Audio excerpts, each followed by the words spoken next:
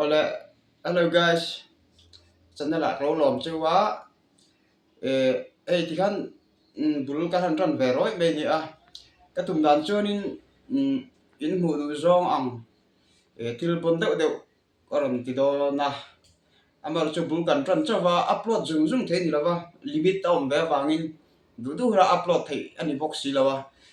Ka tum dan chuan in zari na hianin tuna hianin kan soilo koma tuna hianin ki mai ka taksa chap lo view ke tepo ateya ka chau ve a tin ka sugar sang em to ka vela tepo ka muwa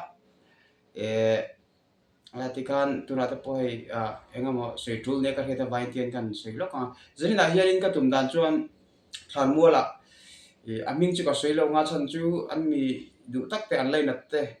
phum na mon ani vai chu a rang de an ti awanga chu huna kal tum chu kania ege ka ti tum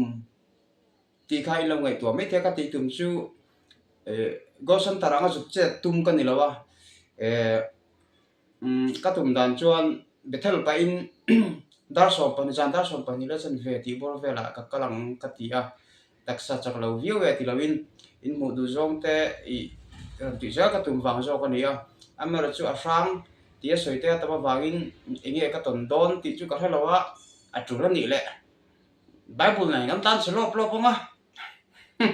mà sẽ ngắm tan sẽ em lâu tu ra ngay là tìm trên cả chuyện có hunter tấm tắc chuyện này ram hoa hi ăn châu vóc ngay lâu à mà sẽ là lấy số này tu cái đi vào in cái chú in mùng ngay lâu in cả châu to này chú ăn cho mũ nó mình tị ngay cả bé sấy bốc à giờ đó số phần như là chân về các cái là tu na các cái là tu thằng bò hi ăn là riu mà ya amar chú liệt thầy này cái tura cái ngay á tak sa chak lo view ti lovin thata ken kamang thei tura ka ngay á chuanin